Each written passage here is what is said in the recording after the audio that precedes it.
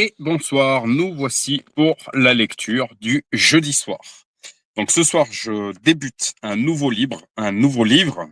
Ne vous contentez pas d'exister, de mon pasteur, de mon cher pasteur local, Pierre-Emmanuel Jean, donc de l'église Mission Gospel Centre à Clermont-Ferrand.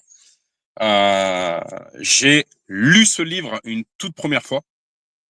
Il a énormément impacté ma vie. Ce livre et Pierre-Emmanuel Jean font partie, donc ce livre et ce pasteur font partie des personnes, font partie des éléments qui font la personne que je suis, c'est-à-dire qui répondent véritablement à la vocation, à l'appel que Dieu a inscrit au plus profond d'entre nous.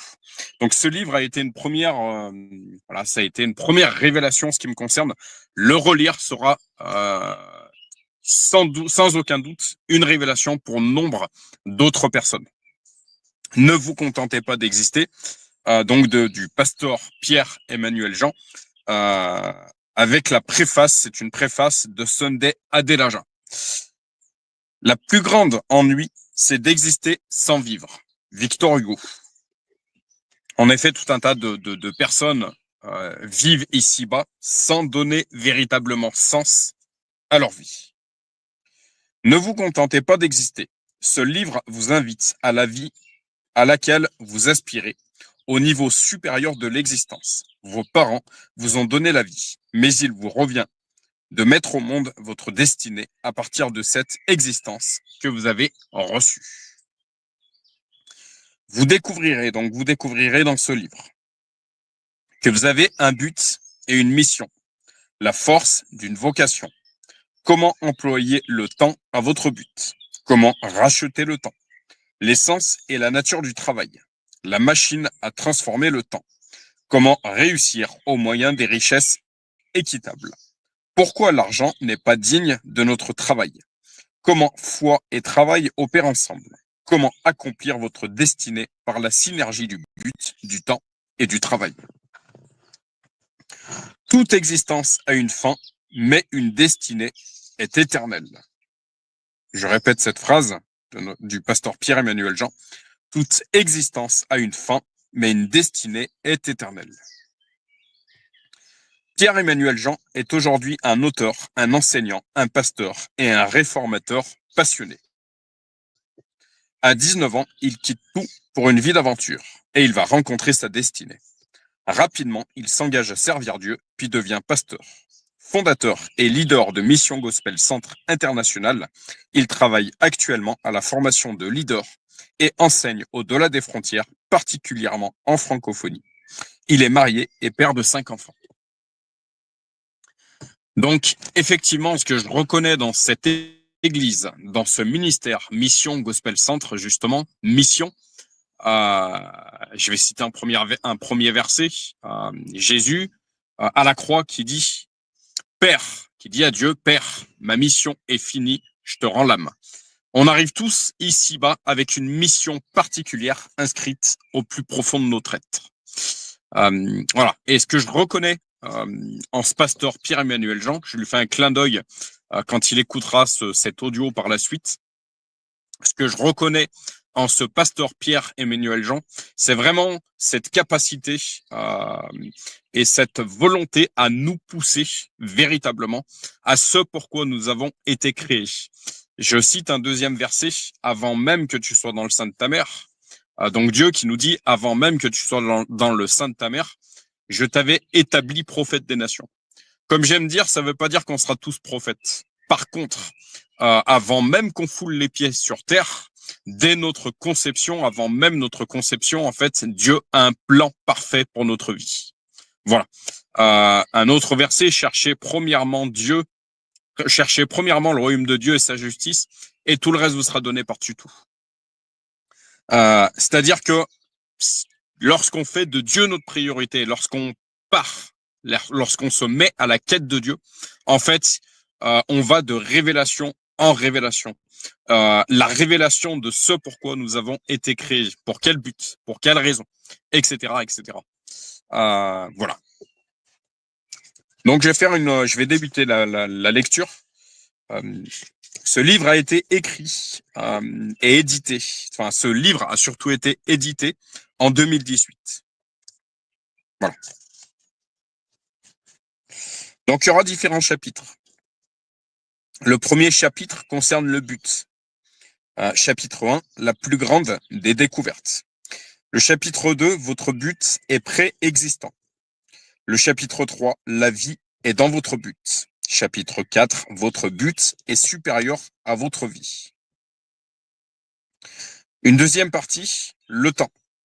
Donc le chapitre 5, vivez conscient du temps. Chapitre 6, contre quoi échangez-vous votre temps? Chapitre 7, le temps est fait pour servir votre but. Chapitre 8, les erreurs à éviter. En partie 3, le travail. Chapitre 9, pourquoi le travail a perdu sa saveur. Chapitre 10, la machine a transformé le temps. Chapitre 11, foi et travail. Chapitre 12, une nouvelle vision du travail. Pierre-Emmanuel Jean a également mis dans son livre ses suggestions pratiques. Épilogue. Dédicace. Voici ce qu'ils ont pensé. Ne vous contentez pas d'exister. Chaque livre de notre pasteur Pierre-Emmanuel Jean nous a aidés à franchir l'étape suivante vers notre destinée divine, et celui-ci est véritablement une bombe spirituelle qui te tient en haleine du début jusqu'à la fin. Je suis complètement d'accord, ce livre est une bombe spirituelle, c'est une véritable révélation. Tous les enseignements bibliques de cet homme de Dieu ont révolutionné nos vies et nos ministères. La sagesse du pasteur Pierre-Emmanuel Jean, son expérience et sa révélation ont été une grande bénédiction dans nos vies. Ce livre t'apprend à découvrir le but pour lequel Dieu t'a créé sur cette terre, car nous en avons tous un. Et comme il est agréable de consacrer ton temps à 100% à celui-ci. Le travail que tu fais pour accomplir ce but devient un plaisir. Je relis cette phrase tellement importante. Le travail que tu fais pour accomplir ce but devient un plaisir. Je pense qu'il est important de le rappeler, en fait, à partir du moment qu'on répond à notre vocation, à l'appel de Dieu, on donne véritablement sens à notre vie. Il y a une phrase que j'aime beaucoup, fais ce qu'il te plaît et tu n'auras plus jamais l'impression de travailler. Aujourd'hui, les gens veulent faire de l'argent, ils ne veulent pas travailler, ils veulent faire de l'argent. Voilà pourquoi aujourd'hui le sens du travail, le travail a véritablement perdu son sens en fait. Qu'est-ce qu'il en découle? Des résultats qui sont loin d'être parfaits en fait. Voilà. Puisque les gens aujourd'hui ne travaillent pas avec la volonté de bien faire, mais travaillent avec la volonté de faire de l'argent. Voilà. C'est une hérésie. Tu ne le fais pas pour l'argent, pour t'enrichir, mais par amour pour les autres. Donc je relis. Le travail que tu fais pour accomplir ce but devient un plaisir. Tu ne le fais pas pour l'argent, pour t'enrichir, mais par amour pour les autres. Pour leur laisser un héritage. La notion du temps et du travail est totalement changée. En lisant et en relisant ce livre, nous ne pouvons que remercier Dieu de cette puissante révélation donnée au pasteur Pierre-Emmanuel Jean. Merci encore de nous le partager Merci encore de nous le partager car ce livre a changé complètement notre façon de voir le travail et le temps pour accomplir notre but et rentrer dans nos destinées. En lisant et méditant ce livre, je me demande comment j'ai pu passer tant d'années dans l'ignorance. Il nous fait passer de l'obscurité à la lumière. Le désir de mon cœur, c'est que chacun de vous vive la même révélation. Bonne lecture à tous. Donc cette dédicace était des pasteurs Guy et Simone Dufal, pasteurs de l'église Mission Gospel Centre à Saint-Éloi-les-Mines, ville située dans le département du Puy-de-Dôme. C.S. Lewis, l'auteur célèbre par tant d'écrits, explique en substance dans ce livre, surpris par la joie, qu'il n'y a pas de sentiment de jouissance plus fort pour celui qui tourne en rond et a perdu son chemin que de voir le poteau indicateur de sa destination et de savoir qu'il marche enfin sur le bon chemin. Pas même celle d'atteindre le but lui-même. Le livre de Pierre-Emmanuel Jean est un poteau indicateur bienvenu. Il aura même facilement la valeur de l'eau dans le désert pour certains lecteurs désorientés devant le sens à donner à leur vie. Si le bonheur est certainement dans une vie unifiée, où tout ce qui est vécu dans le plus banal quotidien est vécu dans la cohérence, dans la convergence, vers le même but et vers un but qui le transcende lui-même, ce livre va savoir poser les mots justes pour aider le lecteur à bien le saisir et le comprendre. Il a aussi le pouvoir de réveiller les rêves endormis, ceux qu'on a laissés de côté parce que ceci, parce que cela, etc. Trop de gens courent dans la vie de manière effrénée, sans savourer tout le pétillant d'une marche dans la destinée qui lui appartient en propre, pour ne finir qu'en vain regret de ne s'être jamais vraiment senti vivre pleinement, pris en étau entre un passé qui s'est enfoui et un avenir sans intérêt profond. Notre enfance nécessitait des temps libres, ou même perdus, pour que l'on puisse se construire par le jeu, par les essais et les erreurs, par le rêve et l'imagination. À l'âge adulte, nous entrons dans la sphère de la réalisation, pour un nouveau temps qui nous est imparti. Ainsi, ce livre nous appelle à sortir de l'enfance spirituelle, à ne pas attendre qu'il soit trop tard, mais à réaliser ce qui est écrit au plus profond de nous et oser être une bénédiction dans sa génération, son entourage, son pays, aussi loin qu'on sera regardé et de la manière qui nous est propre. Nul ne pourra ouvrir ce livre et y rester insensible, car les mots sautent direct au cœur. Sans forcément pouvoir analyser comment, il produit un effet restaurateur et dynamisant qui vous poursuit, et il réouvre les horizons à l'infini. Chaque aspect de la vie reprend soudain son importance et la marche à suivre devient évidente. En effet, cet ouvrage dévoile les mécanismes de l'existence qui peuvent s'appliquer à tous les domaines pour avancer dans une vie réussie dans sa globalité.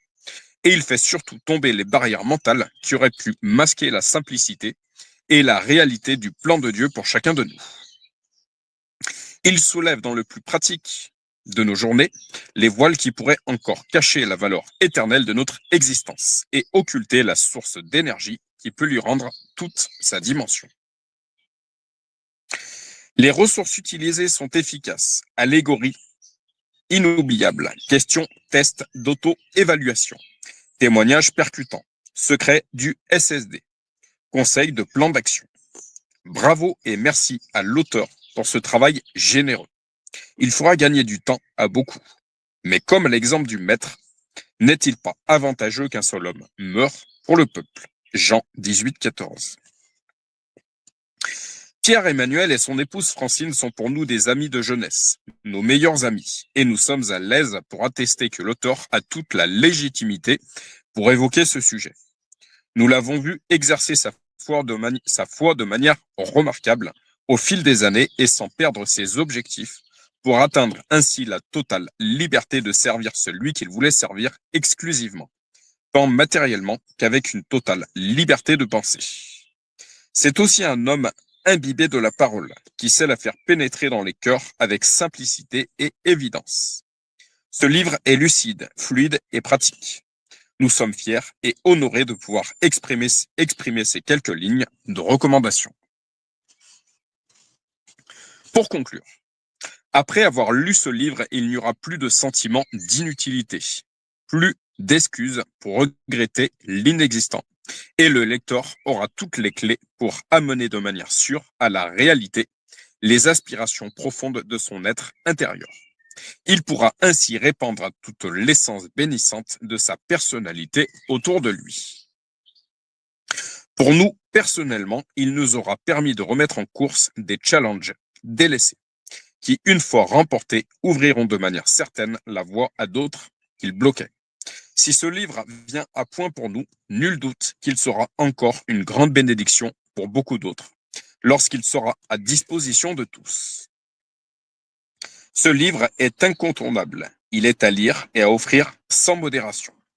Donc c'est un témoignage de Bernard et Agnès Tessédou, qui sont anciens missionnaires, pasteurs, fondateurs d'œuvres associatives en faveur des enfants sans soutien familial et pour Agnès, auteur du livre Les clés des portiers, ou Le secret des évangélistes.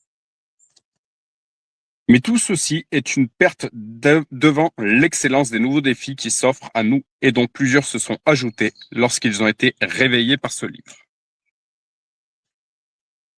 Je connais l'auteur Pierre-Emmanuel Jean depuis plus de 20 ans. Il est un enseignant et un pasteur oint avec un cœur apostolique. Dieu l'utilise puissamment pour révéler les secrets précieux cachés qui viennent de sa présence.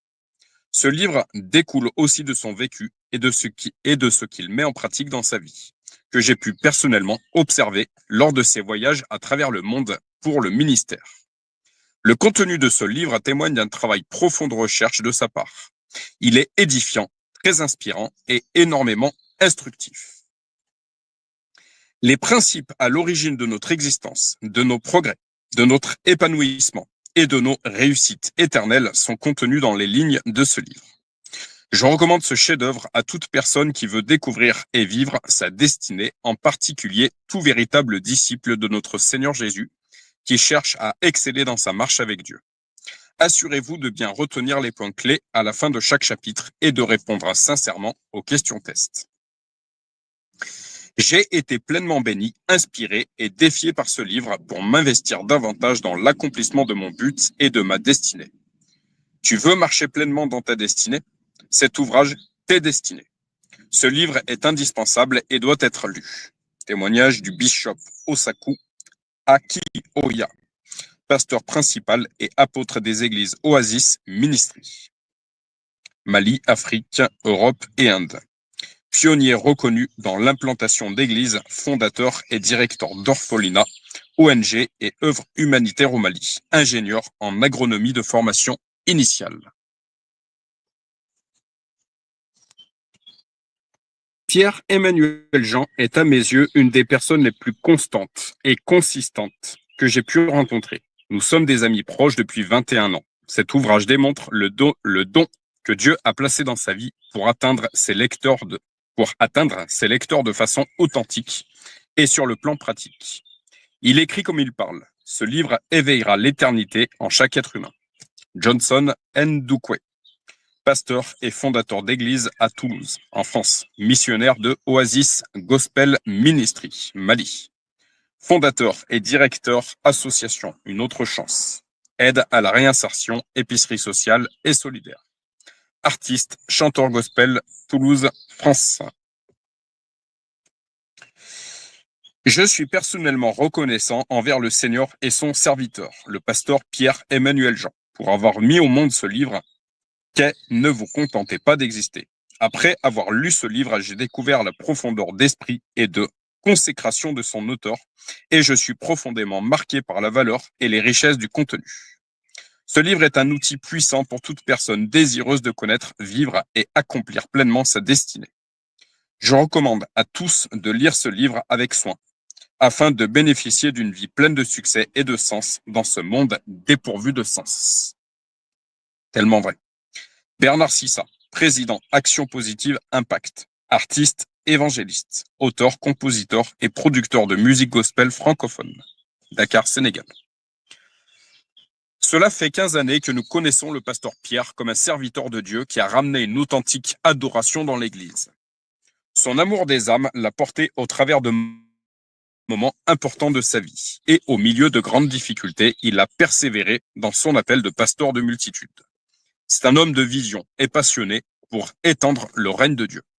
Ce livre sera une grande inspiration pour que tous ceux qui le lisent courent avec la vision au loin et parmi toutes les nations de la terre.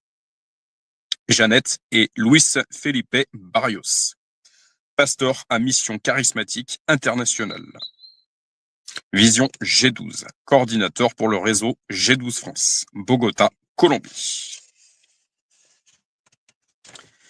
Exister ou vivre? Pourquoi? Pourquoi? Pour qui? Pierre-Emmanuel Jean propose un livre exceptionnellement équilibré et pratique qui saura apporter des réponses à ces questions qui font partie de la réflexion humaine depuis des millénaires.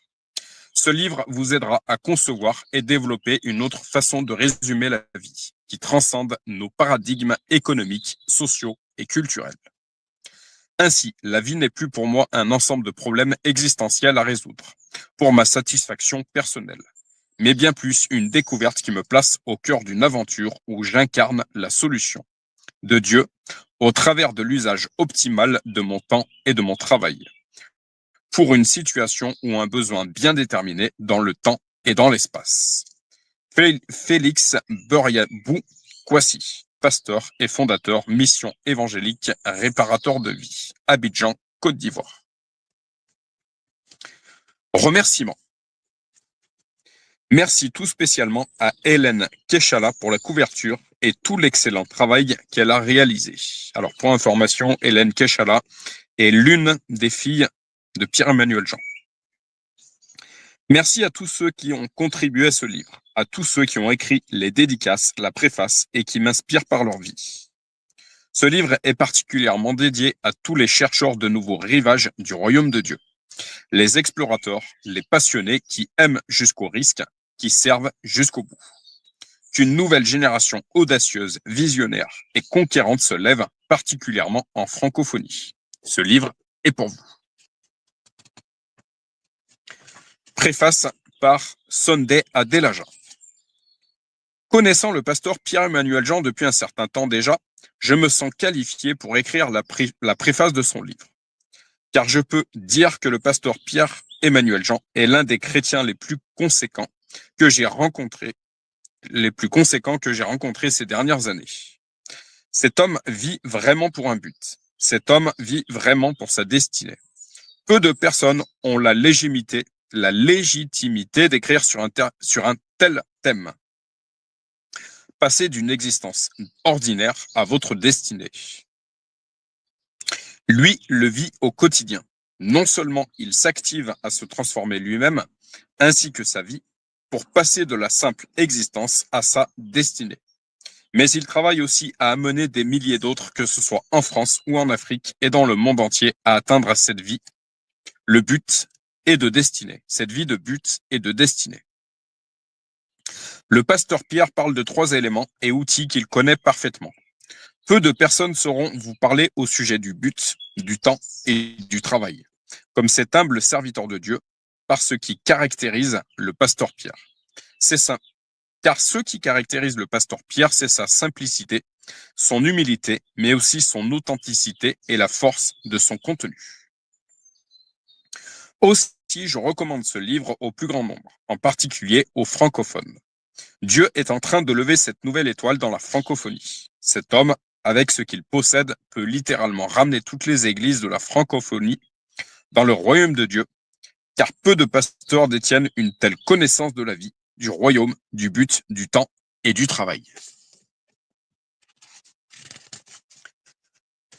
Ce livre devrait être recommandé à chaque personne que vous connaissez, aux membres de votre famille et à vos amis, car ils en seront vraiment bénis. Merci avec amour et respect. Sunday Adelaja. Je suis complètement d'accord de partager au maximum ses écrits. Donc ce livre, ne vous contentez pas d'exister, du pasteur Pierre-Emmanuel Jean, mais également de partager cet audio qui pourra bénir un maximum de personnes. Introduction. Vous n'êtes peut-être pas millionnaire, cependant, vous êtes en possession de la plus grande richesse qui soit, la vie. Très souvent, nous oublions ce fait. Chaque fois que nous considérons la vie comme un dû, nous perdons de vue sa valeur. La fâcheuse tendance à nous laisser envahir facilement par toutes sortes d'inquiétudes au sujet des circonstances de la vie, des moyens matériels pour l'assurer et des relations qui l'entourent nous gâche finalement la simple joie d'en savourer le don merveilleux. Plus nous la considérons, plus nous saurons l'apprécier et savoir être reconnaissants de la posséder. Nous gardera d'en mépriser la richesse. Oui, la vie est un bien inestimable. Et tout milliardaire sur le point de la perdre n'hésiterait pas à échanger sa fortune contre l'espoir de quelques années supplémentaires. Savez-vous que ce joyau si précieux vous a pourtant été livré sous sa forme brute? Aussi, vous pouvez considérablement en multiplier la valeur initiale. C'est exactement ce qui arrivera lorsque vous passerez d'une simple existence à votre destinée. Peu de gens reconnaissent la grandeur du don de la vie qui leur a été accordé. Mais encore moins nombreux sont ceux qui trouvent comment l'affiner, la tailler et la sublimer. Prendre le chemin de votre destinée, c'est amener votre existence à son plein potentiel. Je relis cette phrase. Prendre le chemin de votre destinée, c'est amener votre existence à son plein potentiel. Cela équivaut à transformer cette pierre brute, jusque-là enfouie et cachée sous terre, en un joyau unique, éclatant, qui sera porté au grand jour par les plus grands, à présent rare et recherché à cause de son prix. Par quel procédé y parvient-on? Existe-t-il vraiment une destinée qui vaille la peine d'être vécue? Nos rêves et nos aspirations profondes peuvent-ils vraiment voir le jour et devenir notre histoire? Ne suffirait-il pas plutôt d'ajouter quelques ingrédients à notre existence pour la rendre satisfaisante? Une pincée d'amour, une poignée d'argent, le tout gratiné par un bon travail et une vie de famille. Et voilà. Tous courent pour une place au premier rang de cet idéal. Malheureusement, pour souvent y rencontrer la déception et la frustration avec le temps. Ajouter ces bons ingrédients, même en quantité, produira au mieux une existence épicée, mais pas une destinée. Qu'est-ce qui détermine la grandeur d'une vie? D'où vient la différence entre une vie et une destinée? Comment passer de l'une à l'autre? Le récit inspiré, retraçant l'histoire de Joseph, nous en fournit un parfait modèle. Joseph était le plus jeune fils aimé de son père et entouré d'une grande fratrie.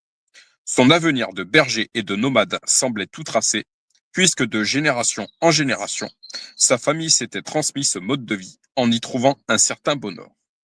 Cependant, au travers de plusieurs songes, Dieu intervint en transformant complètement ce beau scénario pour un nouveau script tant inattendu qu'inacceptable pour sa famille. Les propres frères de Joseph, en le rejetant, enflammèrent la mèche et provoquèrent les premières impulsions d'une destinée glorieuse qui mit de longues années à se réaliser. Joseph finit par sauver plusieurs nations ainsi que sa propre famille d'une famine globale qui sévit au moment prévu, comme ses songes l'avaient prédit. Il devint ainsi l'instrument de la destinée et de l'histoire de tout son peuple. Pourtant, avant d'atteindre un pareil destin, Joseph avait perdu un à un chacun des composants d'une vie parfaite. De la même façon, à notre époque, Nelson Mandela a préféré échanger sa vie contre sa destinée, acceptant de perdre 27 longues années en prison plutôt que de renoncer à ce qu'il considérait comme sa mission. Rendre libre son pays en triomphant de la haine, du racisme, de l'injustice et de l'apartheid qui dominait alors l'Afrique du Sud. Tel un Joseph moderne, par son accession au pouvoir et au moyen des valeurs du pardon et de la réconciliation, il a pu mener sa nation vers sa rédemption et son avenir. Telle est la différence entre simple existence et destinée. Cher ami lecteur, votre mère vous a mis au monde, vous confiant ce don merveilleux, la vie. Cependant, il vous revient d'ajouter à ce joyau brut sa forme et sa valeur ultime. Vos parents ont su vous transmettre la vie, mais à présent, il vous appartient de mettre au monde votre destinée à partir de cette existence que vous avez reçue. Au travers de ces lignes, mon objectif est de vous aider à saisir cet avenir glorieux en plaçant entre vos mains les outils infaillibles pour le découvrir et le mettre en œuvre. Une fois que vous vous serez emparé des vérités exposées dans ces pages, vous pourrez engendrer et accomplir votre destinée à coup sûr. Vous saurez comment traiter le minerai original de votre existence actuelle et en faire émerger la valeur qu'elle mérite. J'ai découvert au fil de mes années de recherche et d'expérience, tant personnelles que professionnelles, qu'il existe 3 leviers principaux qui engagent notre existence en direction de notre destinée. Le but, le temps et le travail. En les utilisant et en les maîtrisant, vous aussi, conduirez vos jours vers leur plein potentiel et leur grandeur. De l'obscurité aux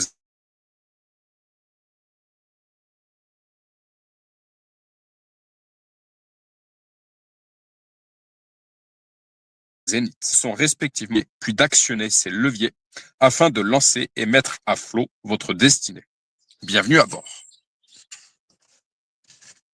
Partie 1. Le but. La plus grande des découvertes. Est-ce que le but de la vie est de vivre? C'est une question de Paul Claudel, 1868-1955. Je la relis. Est-ce que le but de la vie est de vivre?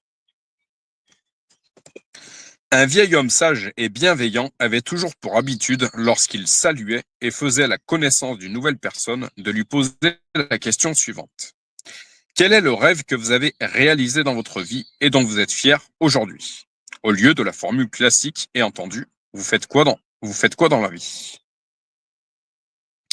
Cette demande devenait parfois embarrassante pour la personne interrogée dont la seule fierté reposait sur sa richesse, la renommée de sa famille ou sa profession. Un jour, un de ses amis plus jeunes demanda au vieil homme pourquoi il posait à chaque fois cette question. Le sage lui fit cette réponse. Je veux juste les aider à réfléchir sur ce qui compte vraiment, à savoir si leur vie est vécue pour les bonnes raisons. Dans ce premier chapitre, nous allons partir à la recherche de cet élément capital pour entrer dans notre destinée, le but. Qu'est-ce que le but? Le dictionnaire Larousse le définit ainsi. Ce pourquoi quelque chose est conçu, utilisé ou pratiqué. Objet, fin.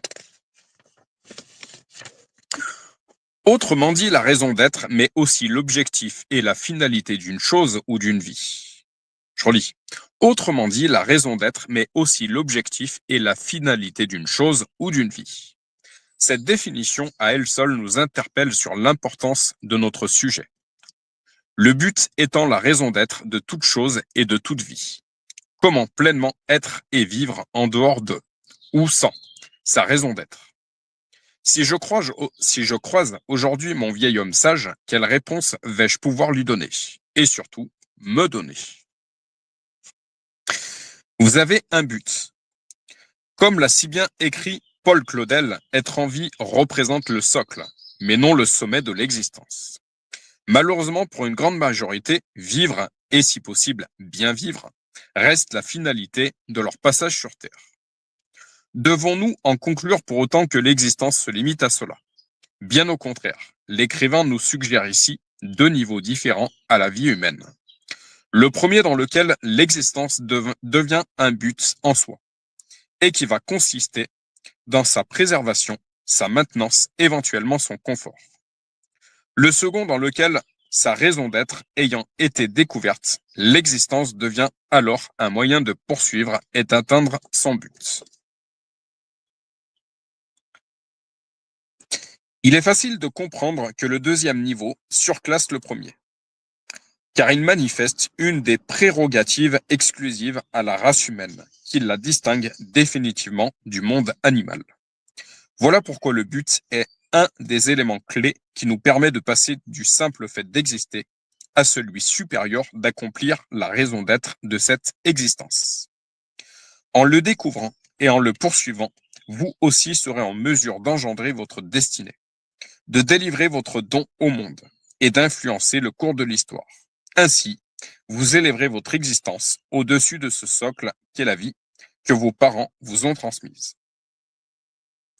Nous sommes tous nés avec un don que nous devons transmettre au monde. Ce don, cette chose est votre appel, votre but. Et vous n'avez pas besoin d'un décret spécial pour vous lancer vers ce but. Aucun patron, professeur ou parent ne peut s'en charger à votre place, ni vous y aider. Il vous faut seulement le trouver. Steve Jobs. Cette déclaration est tirée du savoir, des observations sur l'humanité, mais aussi de la propre existence du fondateur d'Apple. En découvrant le don spécifique caché en lui et en y consacrant son existence, il a pu léguer et transmettre ses nouvelles inventions, avancées et outils au monde entier. Avec beaucoup d'autres, il a été amené à réaliser que la meilleure façon de vivre consiste à connecter ses dons, talents et passions à son appel, puis de mettre son existence à son service. Steve Jobs nous fournit 3 indices importants dans notre quête. Nous avons tous un don à offrir au monde, un appel qui constitue notre raison d'être, qui est notre but. Nous devons, selon ses propres mots, nous lancer vers ce but et le faire maintenant sans attendre un décret ou une permission de quiconque. Comprendre que nous possédons aussi un but est suffisant pour commencer. Nous devons nous engager et prendre l'entière responsabilité de le trouver. Jobs avait saisi la valeur suprême de son but et la mesure de l'impact pour ceux qui allaient en bénéficier. Un même sentiment d'importance et de responsabilité nous pousse pareillement à sortir des sentiers battus du conformisme pour partir à sa recherche et répondre entièrement à notre appel. Êtes-vous prêts? L'histoire de l'humanité regorge de personnages qui ont découvert et poursuivi leur but. Chaque avancée et tournant important doit son existence à de tels hommes et femmes de destinée. C'est aussi pourquoi elle n'a retenu que leur nom. La Bible nous affirme clairement que chaque personne, même la pire de toutes, possède un but. L'Éternel a tout fait pour un but, même le méchant pour le jour du malheur. Proverbe 16, 4. De plus, ce plan de Dieu pour chaque personne est le meilleur. En effet, moi, je connais les projets que je forme pour vous, déclare l'Éternel. Projets de paix et non de malheur, afin de vous donner un avenir et de l'espérance. Jérémie 29, 11. Aussi, personne n'en est dépourvu, et vous ne faites pas exception. Ce but que Dieu lui-même a préparé d'avance pour vous donnera le jour à ce que vous... Je relis. Ce but que Dieu lui-même a préparé d'avance pour vous donnera le jour à ce que vous contenez de meilleur pour vos proches, mais aussi pour beaucoup d'autres.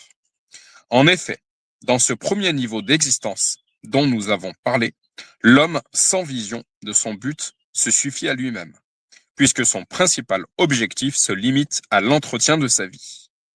Par contre, dans ce second niveau que nous ouvre le but, nous devenons un canal et non une fin pour nous-mêmes, en sorte que nous visons une cause, un horizon, un peuple qui dépasse notre écosystème. Pierre-Emmanuel Jean est particulièrement bon sur les jeux de mots. Je relis cette phrase. Dans ce second niveau que nous ouvre le but, nous devenons un canal et non une fin pour nous-mêmes, en sorte que nous visons une cause, un horizon, un peuple qui dépasse notre écosystème au lieu d'égocentrisme. Nos frontières s'en trouvent considérablement repoussées et toutes les forces cachées de nos potentiels sollicitées car nécessaires. Comment faire pour atteindre un tel horizon? Qui suis-je pour pouvoir le toucher? Ces questions qui surgissent en général quand vous apercevez le but auquel vous êtes appelé perdent cependant tout fondement dès que vous réalisez, selon la citation précédente de Proverbe 16.4, que Dieu vous a fait pour ce but. Je recite ce verset. Père, ma mission est finie, je te rends la main. Certaines personnes disent que tant que notre mission n'est pas définitivement accomplie, nous ne quitterons pas cette terre. Je fais un clin d'œil à MC Solar qui nous dit qu'ici-bas, nous sommes un stage commando. La vie est une école. Et nous sommes ici-bas pour trouver notre raison d'être, notre raison de vivre et en faire bénéficier une multitude d'autres. Je rejoins complètement cette vision. Plutôt que faire un travail pour uniquement remplir notre porte-monnaie, partir en vacances de manière égocentrique, de manière ne penser qu'à soi-même en fait. On n'est pas là pour ça. N'oublions pas que le premier commandement divin est l'amour, aimer votre prochain. Et le service, le fait de servir a une puissance. Je continue. En effet, le Créateur vous a pourvu d'aptitudes spécifiques et adaptées au but qu'il vous a fixé. C'est pourquoi, en poursuivant votre but, vous vous découvrirez vous-même et tout votre potentiel trouvera sa parfaite expression et utilité. Ainsi, non seulement les bénéficiaires de votre appel seront comblés, mais vous deviendrez la meilleure version de vous-même, qui se révélera au moyen de votre but. Je récapitule dans le tableau suivant les caractéristiques respectives des deux niveaux d'existence que nous venons d'observer. Le niveau inférieur, être en vie, exister. Niveau supérieur, utiliser la vie pour un but. Niveau inférieur, vie animale, survie. Niveau supérieur, vie pleinement humaine, dignité. Niveau inférieur, être. Niveau supérieur, raison d'être. Niveau inférieur, ma vie est mon but. Niveau supérieur, mon but est une cause supérieure à moi. Niveau inférieur, fin en soi. Niveau supérieur, canal pour d'autres. Niveau inférieur, limité. Niveau supérieur, illimité. Niveau inférieur, potentiel caché. Niveau supérieur, potentiel manifesté. Niveau inférieur, tombe dans l'oubli. Niveau supérieur, influence le cours de l'histoire. Niveau inférieur, existence ordinaire. Niveau supérieur, destinée divine. En ce qui me concerne, donc ce que je rajouterais, donc le niveau inférieur, existence ordinaire. Niveau supérieur, en ce qui me concerne, je dirais existence extraordinaire. Je continue. Vous en savez à présent beaucoup plus au sujet du but en général, mais aussi vous concernant. Je suis sûr qu'avec beaucoup d'autres de mes lecteurs, vous désirez maintenant comprendre comment trouver et utiliser ce but pour enclencher votre destinée. Nous allons dévoiler chaque pas en détail dans les prochains chapitres, mais je voudrais premièrement mettre plusieurs points en évidence concernant votre but. Votre vie compte, car votre but est important. Un homme très riche tenait à offrir à sa mère le cadeau d'anniversaire le plus original et qui surpassait tous les autres. Il entendit parler d'une espèce d'oiseau qui était capable de prononcer 4000 mots différents, de s'exprimer en plusieurs langues et de chanter 3 airs d'opéra. Il réussit à trouver un spécimen qu'il acheta pour la somme de 50 000 €. Puis il le fit livrer au domicile de sa mère. Le lendemain, il l'appela pour voir si elle avait bien reçu son cadeau. Alors, qu'est-ce que tu as pensé de l'oiseau? Elle lui répondit, franchement, il était délicieux. Une petite anecdote met en scène de façon comique l'histoire d'un pitoyable et total gâchis.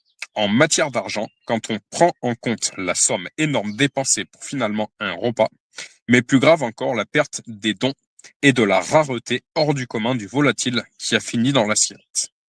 Ce court récit illustre le sort tragique d'une vie utilisée à une autre fin que sa parfaite destinée. Toute sa valeur, son potentiel, son caractère unique et ce qu'elle était censée apporter au monde disparaissent dans l'oubli, sans avoir eu la chance de se remarquer ni de briller.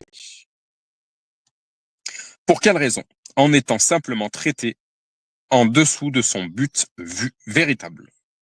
Vos talents uniques et précieux sont destinés à un but spécifique et au bien de plusieurs.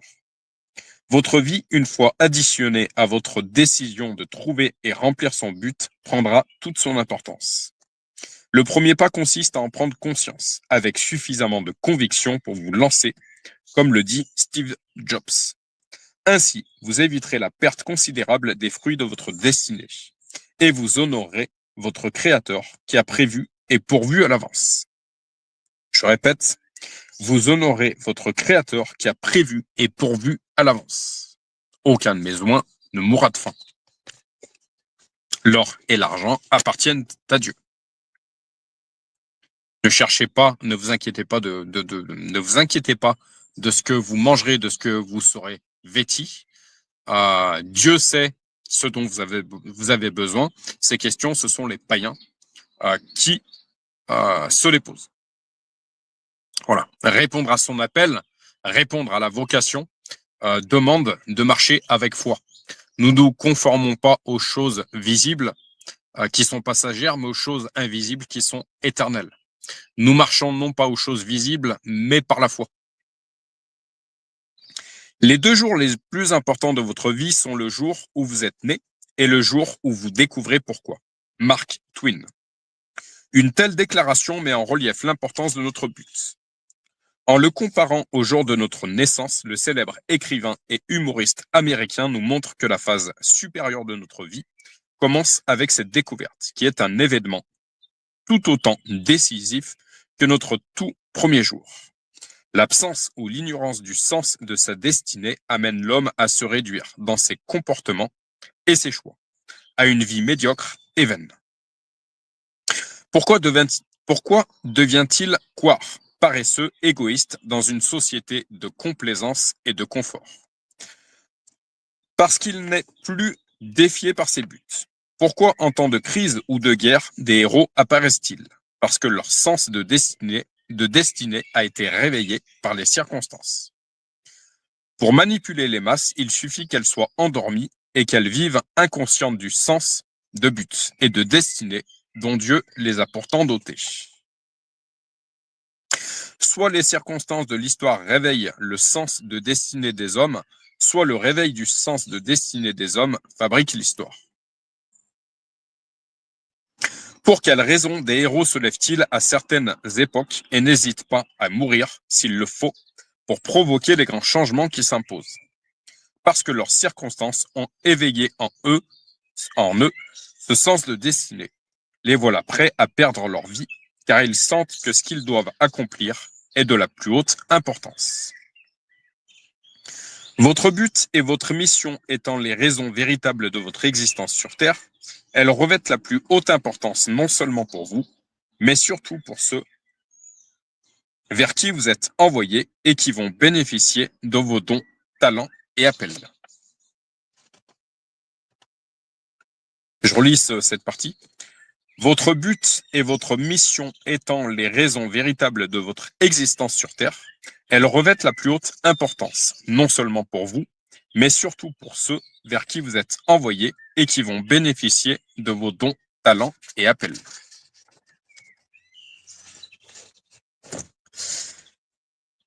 Le bon sens et l'observation nous conduisent d'ailleurs aux mêmes conclusions. En effet, toute activité professionnelle s'exerce en faveur d'autrui, et je connais aucun métier qui s'adresse à soi seul. La vie sociale est donc faite de personnes qui travaillent mutuellement pour le bénéfice d'autres et gagnent leurs moyens de subsistance en répondant aux besoins communs. Le boulanger vend son pain au garagiste qui répare sa voiture. L'instituteur est payé pour enseigner leurs enfants, et le docteur pour les soigner tous, etc. Chacun vit en mettant au service d'autres son savoir-faire. Toutefois, ces échanges n'opèrent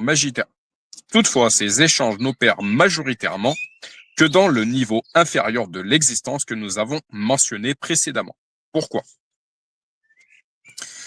Bien qu'ils démontrent en partie comment le monde est censé fonctionner, la plupart des acteurs de nos sociétés agissent cependant sans conscience de leur vrai but et servent à un poste plus par nécessité que par vocation, afin de pourvoir à leurs besoins et désirs personnels. Aussi, la plupart d'entre eux se retrouvent dans des activités qu'ils subissent le plus courageusement possible, en se consolant de leur paye mensuelle et des week-ends grâce auxquels ils vont pouvoir enfin savourer la vraie vie. De ce fait, leurs dons et leur vrai potentiel restent dormants en eux. L'impact de leur travail accompli sans passion et sans aucune vocation restera minimal.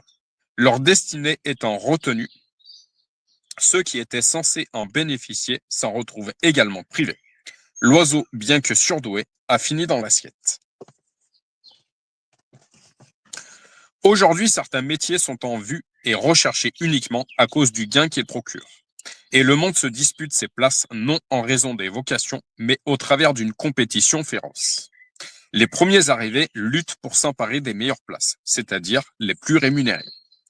Mais quand vous poursuivez votre but, votre motivation ne se limite plus à vos besoins ni aux gains, mais elle s'élève vers des causes plus grandes, portées par des valeurs universelles et profondément bonnes, pour atteindre les populations vers lesquelles vous êtes mandaté. Je relis cette phrase. Quand vous poursuivez votre but, votre motivation ne se limite plus à vos besoins ni aux gains, mais elle s'élève vers des causes plus grandes portées par des valeurs universelles et profondément bonnes pour atteindre les populations vers lesquelles vous êtes mandaté. Ce but divin apporte alors un plein accomplissement avec ce double impact. Il produit des résultats, mais aussi l'épanouissement personnel. Il satisfait complètement vos destinataires, mais aussi vous-même. En dehors de votre but, il est possible de réaliser beaucoup de choses, même d'atteindre certains résultats, mais ils vous laisseront vides s'ils ne font pas partie du plan auquel Dieu vous appelle. Une fois plumé et bien rôti, le volatile de notre histoire a certes produit un repas délicieux, mais la satisfaction et l'effet qu'il était capable de communiquer auraient été sans commune mesure s'il avait eu une chance de poursuivre le but initial pour lequel il avait été acheté à grand prix. Il en est ainsi chaque fois que nous nous éloignons du but.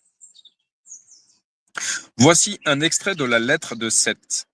Voici un extrait de la lettre que cet athlète et champion national de cricket, Charles Studd, envoya à sa mère en 1885 suite à sa décision de tout quitter pour suivre sa vocation missionnaire en Chine. Nouvelle splendide de Liverpool. Le feu est toujours ardent. Plus de 60 personnes ont proclamé qu'elles s'étaient converties au cours de cette seule nuit. Je ne saurais dire à quel point le Seigneur nous a bénis. Nous croissons chaque jour dans la connaissance de Jésus et de son amour. Quelle vie différente de celle que j'ai menée autrefois. Non, ni le cricket, ni le tennis, ni la chasse ne sont rien auprès de cette joie débordante. Ce jeune sportif, issu de familles aisées, avait un grand avenir devant lui, mais il préféra suivre sa vocation.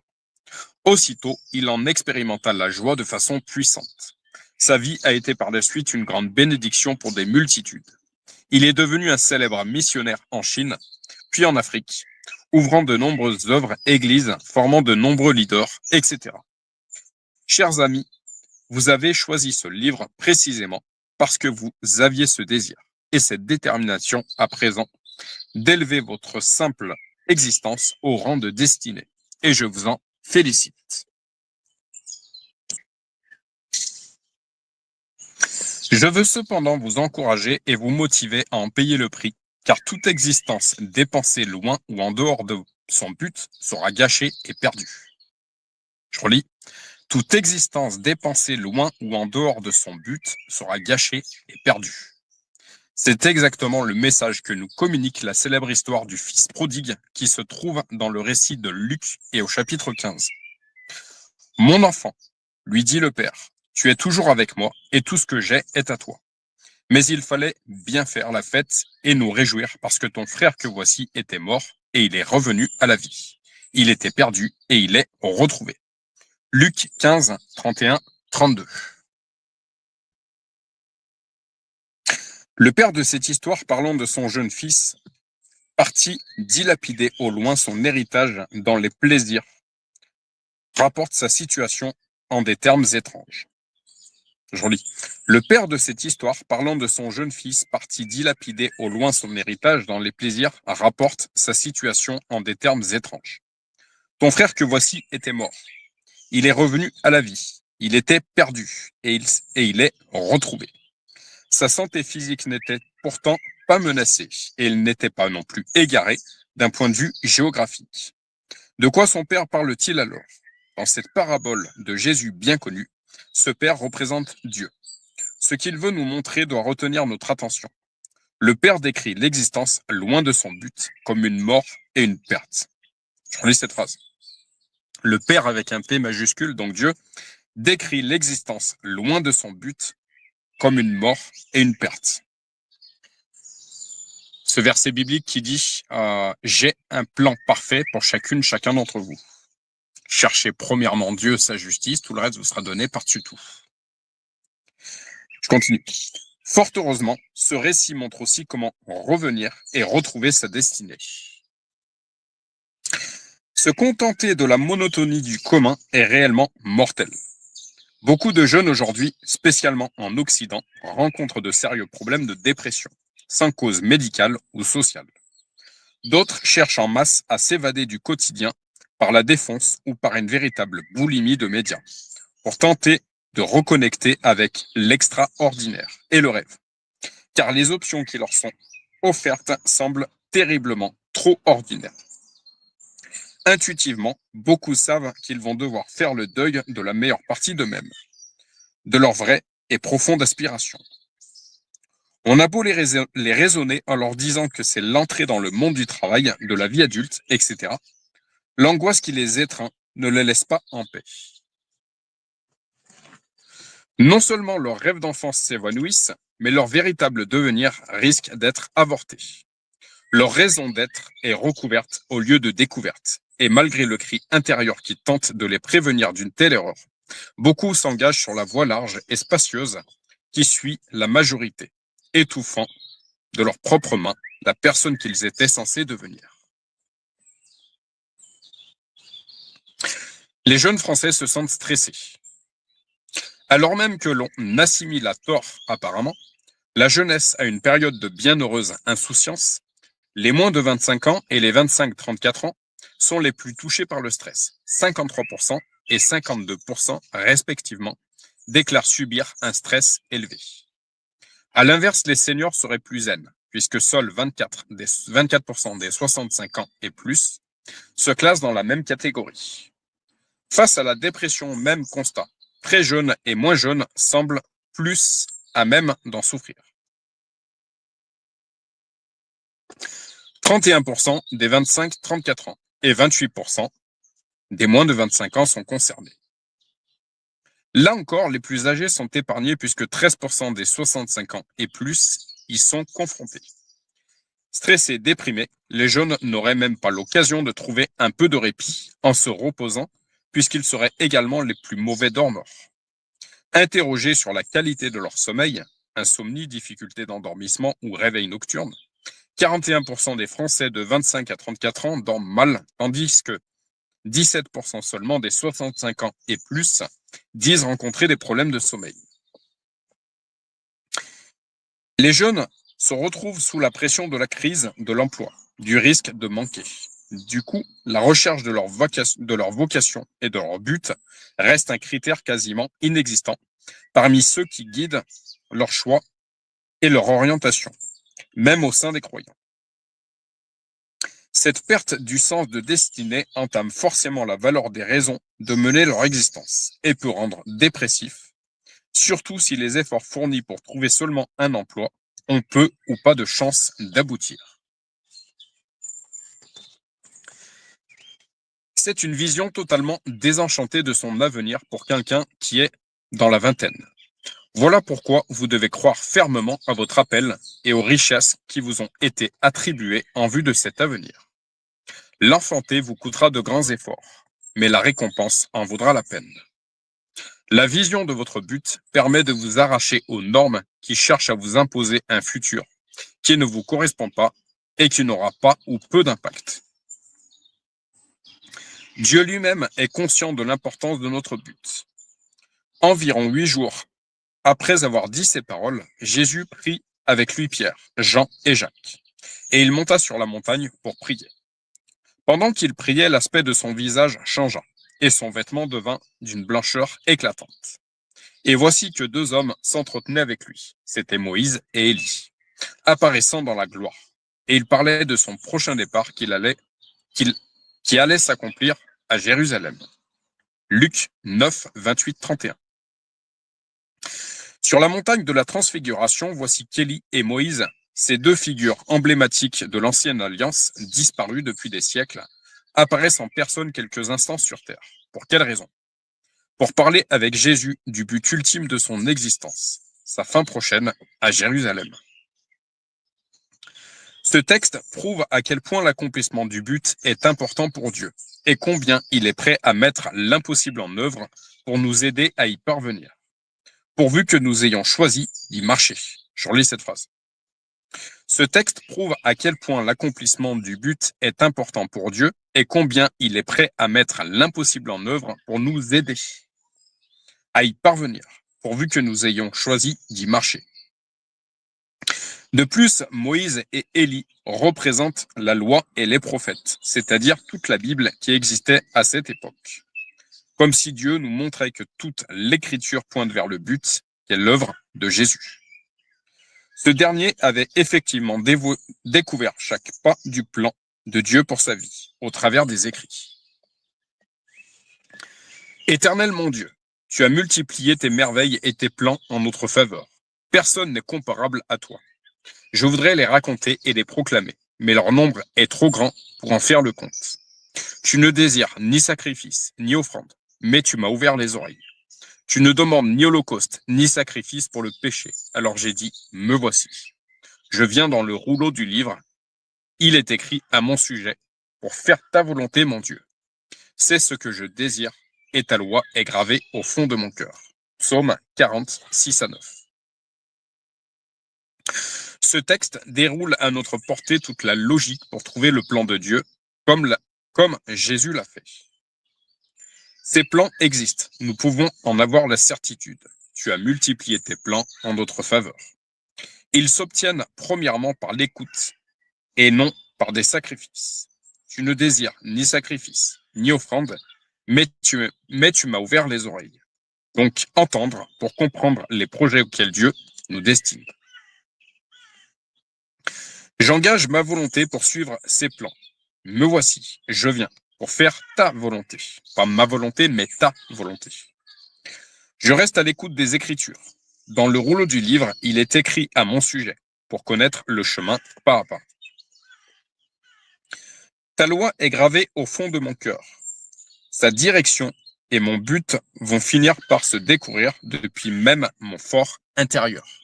Encore une fois, cherchez premièrement le royaume de Dieu, sa justice, et tout le reste vous sera donné.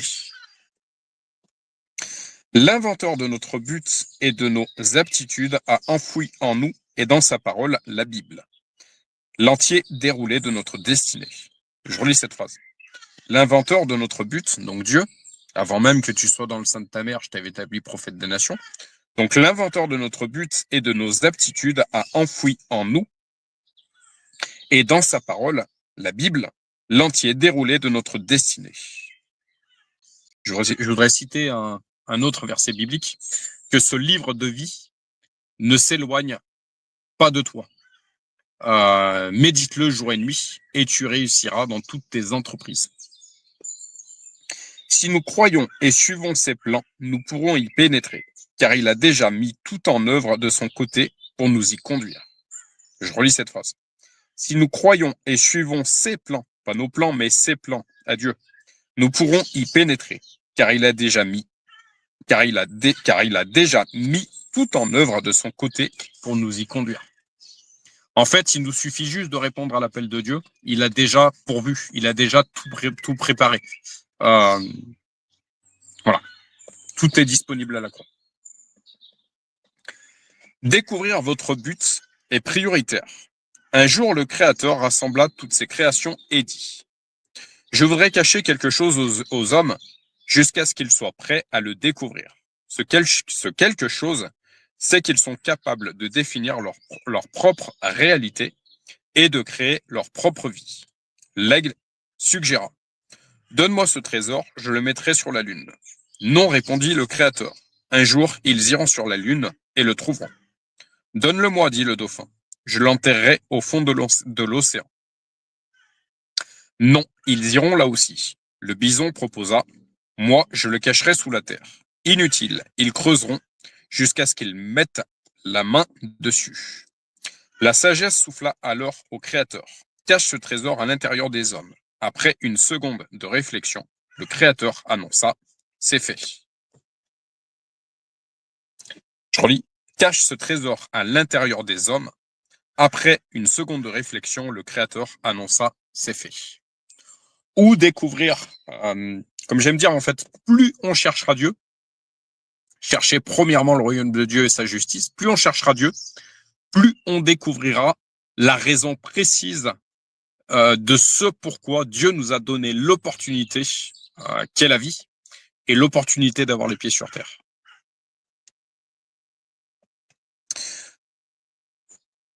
Ce conte nous délivre une partie de la réponse. Ce que nous cherchons n'est pas loin du tout, mais se trouve déjà en nous. J'aimerais vraiment vous aider en vous montrant que découvrir votre but est plus facile qu'il n'y paraît. Premièrement, vous n'avez pas à créer un sens à votre vie, mais seulement déceler ce que vous êtes appelé à faire. Je relis cette phrase. Premièrement, vous n'avez pas à créer un sens à votre vie, mais seulement déceler ce que vous êtes appelé à faire. Vous n'avez pas non plus besoin d'inventer votre destinée, il vous suffit de la découvrir puisque votre Créateur l'a déjà conçue et placée en vous, ainsi que dans sa parole. La nécessité de méditer l'Évangile. Premièrement, vous n'avez pas à créer un sens à votre vie, mais seulement déceler ce que vous êtes appelé à faire. Vous n'avez pas non plus besoin d'inventer votre destinée, il vous suffit de la découvrir puisque votre Créateur l'a déjà conçue et placée en vous, ainsi que dans sa parole, comme vu plus haut dans le psaume 40. Deuxièmement, vous avez un modèle.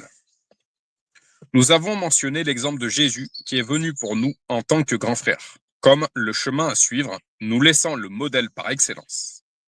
Saviez-vous que Jésus-Christ était conscient de son but dès l'âge de 12 ans? Les parents de Jésus allaient chaque année à Jérusalem pour la fête de la Pâque. Lorsqu'il eut 12 ans, ils y montèrent avec lui, comme c'était la coutume pour cette fête. Puis, quand la fête fut terminée, ils repartirent, mais l'enfant Jésus resta à Jérusalem sans que sa mère et Joseph s'en aperçoivent. Croyant qu'il était avec leurs compagnons de voyage, ils firent une journée de chemin, tout en le cherchant parmi leurs parents et leurs connaissances. Mais ils ne le trouvèrent pas, et ils retournèrent à Jérusalem pour le chercher. Au bout de 3 jours, ils le trouvèrent dans le temple, assis au milieu des maîtres. Il les écoutait et les interrogeait. Tous ceux qui l'entendaient étaient stupéfaits de son intelligence et de ses réponses. Quand ses parents le virent, ils furent frappés d'étonnement et sa mère lui dit : « Mon enfant, pourquoi as-tu agi ainsi avec nous ? Ton père et moi, nous te cherchions avec angoisse. » Il leur dit : « Pourquoi me cherchiez-vous ? Ne saviez-vous pas qu'il faut que je m'occupe des affaires de mon père ? » Le Père dont Jésus parlait ici à ses parents, Père avec un P majuscule, le Père dont Jésus parle ici à ses parents, inquiet de sa disparition, n'est pas Joseph, mais le Père P majuscule par excellence, et son Père P majuscule, véritable Dieu. Aussi, ce texte nous montre la forte conviction, la vision claire et la détermination que Jésus possédait déjà de son appel. Bien qu'il n'ait pu pleinement y entrer qu'à l'âge de 30 ans, il en avait une entière connaissance et conscience dès ses 12 ans. C'est très révélateur de l'intention de Dieu de nous dévoiler aussi son plan le plus tôt possible. Je relis cette phrase. C'est très révélateur de l'intention de Dieu de nous dévoiler aussi son plan le plus tôt possible. Encore une fois, je recite ce verset. Avant même que tu sois dans le sein de ta mère, je t'avais établi prophète des nations. On ne sera pas tous prophètes, mais on a tous un plan, un but, une vocation inscrite à l'intérieur de nous. Plus on cherchera Dieu rapidement, plus on gagnera de temps, plus on découvrira ce pourquoi on a été créé. Il est évident qu'il, avec I majuscule, donc Dieu, il est évident qu'il n'a aucune raison de le garder secret. Au contraire, ayant conçu ce projet à l'avance pour le bien de plusieurs, il saura vous le révéler si vous le recherchez. Puisque Jésus avait saisi dès son enfance la direction à prendre pour sa future vie d'adulte, vous aussi la trouvez facilement. Moïse l'a reçu le jour même de sa rencontre avec le Seigneur, et il en fut de même pour Adam, Gédéon, Jacob, Pierre, André, Jacques et Jean, Matthieu, etc. Nous avons vu dans d'autres contextes plus proches de nous ce que Mark Twain, Paul Claudel ou encore Steve Jobs ont eux aussi découvert, vécu et partagez. Ce don, cette chose est votre appel, votre but. Et vous n'avez pas besoin d'un décret spécial pour vous lancer vers ce but. Aucun patron, professeur ou parent ne peut s'en charger à votre place, ni vous y aider.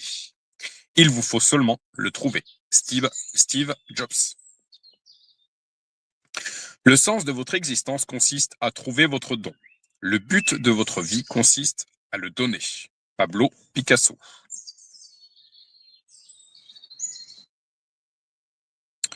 Donc, le sens de votre existence consiste à trouver votre don. Comment le trouver? En cherchant Dieu. Le but de votre vie consiste à le donner. Une fois qu'on a trouvé la vocation, le but, qui était inscrit à l'intérieur de nous, cette vocation, ce but est fait pour en faire bénéficier une multitude d'autres. Puisque votre quête va forcément aboutir, il est capital que vous en preniez dès maintenant l'entière responsabilité. Faites en sorte de ne plus dépendre de personne d'autre que vous pour trouver, puis prendre la route de votre destinée. Accomplir sa destinée est quelque chose de personnel, presque intime, dont chacun porte la pleine responsabilité et dont il rendra compte pour sa gestion. Aussi, sachez recevoir de bons conseils, mais ne laissez jamais personne interférer entre vous et votre appel, encore moins en décider à votre place. L'issue de votre vie et votre avenir ne peuvent être confiés ou délégués à quiconque. J'ose ajouter, même à Dieu. Laissez-moi m'expliquer. Le chrétien se trompe souvent quant à la nature et l'usage de la foi. Il a tendance à considérer comme une démonstration de foi de tout remettre au Seigneur, puis de prendre une attitude totalement passive, se contentant dès lors d'attendre en priant que Dieu vienne accomplir sa destinée. Ne vous égarez pas à ce sujet. Ce n'est pas ce type de foi que Dieu attend de vous. Dieu vous a assigné la tâche de découvrir et d'accomplir votre destinée. Il vous équipe, vous conduit, mais il ne remplira jamais le rôle qui vous incombe. Ne tentez donc pas de lui remettre une responsabilité qu'il vous a personnellement confiée. Il vaut, on revient, de vous en occuper dès maintenant. Comment faire? Le serviteur qui, ayant connu la volonté de son maître, n'a rien préparé et n'a pas agi selon sa volonté, sera battu d'un grand nombre de coups. Luc 12, 47. Je relis ce verset. Le serviteur qui, ayant connu la volonté de son maître, n'a rien préparé et n'a pas agi selon sa volonté, la volonté de Dieu, sera battu d'un grand nombre de coups. Luc 12, 47. Ce passage met certes l'accent sur la responsabilité, mais il expose aussi clairement les 3 étapes pour découvrir puis entrer dans le plan de Dieu. Connaître la volonté de son maître. Il s'agit d'abord de chercher et trouver le but qu'il a conçu pour nous. Se préparer. Souvent dans cette étape, nous commettons l'erreur d'attendre le temps favorable, sans rien faire. Quand ce n'est pas encore le moment de se lancer, rester passif n'est jamais une option. Aussitôt que j'ai une indication de ma destination, le travail de préparation doit commencer. Faire des recherches, acquérir les connaissances et compétences qui me manquent, rencontrer des personnes qui ont déjà une expérience réussie dans ce domaine, etc. La citation précédente nous a montré comment Jésus, à 12 ans, avait non seulement cerné son appel, mais s'était déjà équipé dans le maniement des textes. Ayant l'opportunité de descendre jusqu'à Jérusalem, il en profita pour aller rencontrer les spécialistes des Écritures et leur poser des questions pour compléter sa formation, et de les étonner par ses interventions. Au bout de 3 jours, ils le trouvèrent dans le temple, assis au milieu des maîtres. Il les écoutait et les interrogeait. Tous ceux qui l'entendaient étaient stupéfaits de son intelligence et de ses réponses. Luc 2, 46-47. Il a néanmoins ajouté 18 années de préparation à ce niveau d'apprentissage initial. Est-ce que vous imaginez? Jésus n'a pas attendu d'avoir 30 ans pour commencer à se former. À 12 ans, il avait déjà entamé et bien avancé cette étape. Il l'a pourtant poursuivi durant 18 années supplémentaires. Mais aussitôt ses 30 ans accomplis, âge requis pour le ministère en Israël, et après une ultime phase de 40 jours de jeûne au désert pour parfaire définitivement cette longue initiation, il s'est enfin lancé dans son appel, mais avec une telle puissance que son court ministère de 3 années et demie a marqué et transformé pour toujours l'histoire de l'humanité. L'étape préparatoire a été de loin la plus longue de sa vie. Il ne l'a pas négligée en attendant passivement, mais maximisée en se formant activement au plus haut degré. Les fruits qui ont suivi restent jusqu'à ce jour incomparables et inégalés. L'étape préparatoire a été de loin la plus longue de sa vie. Passer à l'action. Agir selon la volonté du maître, c'est la dernière phase. Une fois que j'ai saisi mon but et que je m'y suis préparé, je me donne entièrement à l'accomplir. Agir selon la volonté du maître. Pas selon la nôtre, mais selon celle de Dieu. Voilà une méthode simple en 3 points, pratique et efficace qui nous aidera à entrer. Voilà une méthode simple en 3 points, pratique et efficace qui vous aidera à entrer dans votre but et appel. Ne renoncez pas à faire ce que vous voulez vraiment faire. Là où il y a des rêves, de l'amour et de l'inspiration, vous ne pourrez pas vous tromper. Ella Fitzgerald. Je répète, ne renoncez pas à faire ce que vous voulez vraiment faire. Là où il y a des rêves, de l'amour et de l'inspiration, vous ne pourrez pas vous tromper. Vous avez assimilé par ce dernier chapitre qu'un but d'importance vous a été assigné. Pourquoi et comment le découvrir et y entrer? Vous détenez à présent la clé de sa mise en œuvre qui est d'exercer votre pleine responsabilité pour le trouver. Vous préparez et vous lancez. Avant de conclure par les points clés, je vais vous laisser quelques suggestions d'application pratique sur ce que vous avez reçu. Avez-vous trouvé votre but? Pas encore. Alors, vous venez de trouver votre premier objectif. Ensuite, je vous demande d'établir votre but comme principe central et directeur de votre existence. Je vous demande d'établir votre but comme principe central et directeur de votre existence. Donc, de construire toute votre vie autour de votre appel. Vos activités et votre emploi du temps doivent devenir stratégiques, c'est-à-dire repensés et fonctionnels en rapport avec votre but. Cela signifie aussi que ce qui n'est pas en lien avec vos objectifs devrait être éliminé, tout au moins réduit au minimum. Je ne parle pas, bien entendu, de la vie de famille, du travail, etc. Réflexion. Sans son but, mon âme peut être sauvée, mais ma vie être perdue. Sans son but, mon âme peut être sauvée, mais ma vie être perdue. Si je ne fais pas l'effort d'engager mon existence dans le plan de Dieu pour ma vie, alors quel plan suis-je en train de suivre? Il y a 2 options. Le bien, le mal. Le visible, l'invisible. Le passager, l'éternel. Dieu, Satan. Si on ne suit pas le plan de Dieu, sa volonté, on peut suivre le plan du diable, qui a pour objectif justement de nous éloigner de la volonté de Dieu. Maman, etc. L'impact d'une vie dédiée à son but est vaste, éternel et sans équivalent. Je répète, l'impact d'une vie dédiée à son but est vaste, éternel et sans équivalent. Point clé du chapitre 1.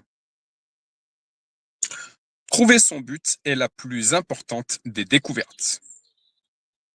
Il existe 2 niveaux très différents d'existence. Suivre votre but vous fera passer d'une vie ordinaire à votre destinée divine. Le Créateur a pourvu chaque être d'une raison d'être. Vous ne faites pas exception. Le Créateur a pourvu chaque être d'une raison d'être. Vous ne faites pas exception. La vraie richesse d'une vie est gâchée dans son but. Alors qu'une destinée accomplie écrira l'histoire. Je répète, j'ai fait une petite erreur. La vraie richesse d'une vie est gâchée sans son but, alors qu'une destinée accomplie écrira l'histoire. Les 2 jours les plus importants de votre vie sont le jour où vous êtes né et le jour où vous découvrez pourquoi. Le fil conducteur de votre but est enfoui en vous et dans les Écritures. Je relis. Le fil conducteur de votre but est enfoui en vous et dans les Écritures. Dieu cherche à vous révéler votre but et vous le trouverez facilement si vous le poursuivez ardemment. Encore une fois, cherchez premièrement le royaume de Dieu, sa justice, et tout le reste vous sera donné par-dessus tout. Attention d'avoir du temps pour Dieu. Ce qui n'est absolument pas le but de ce système mondain babylonien. Accomplir votre destinée est votre responsabilité. Ne la confiez ou ne la déléguez jamais à personne, pas même à Dieu. Les 3 étapes pour entrer dans ce plan divin sont: trouver votre but, vous préparer, agir. Placez votre but au centre de votre vie, de votre recherche, de vos activités et de votre emploi du temps. Placez votre but au centre de votre vie, de votre recherche, de vos activités et de votre emploi du temps. Voilà pour la première partie de lecture. La semaine prochaine, on continuera sur votre but et préexistant. Soyez pleinement bénis dans le puissant nom de Jésus et vraiment que le Saint-Esprit révèle à chaque personne qui écoutera cet audio la raison pour laquelle il a été créé, dans le puissant nom de Jésus. Amen.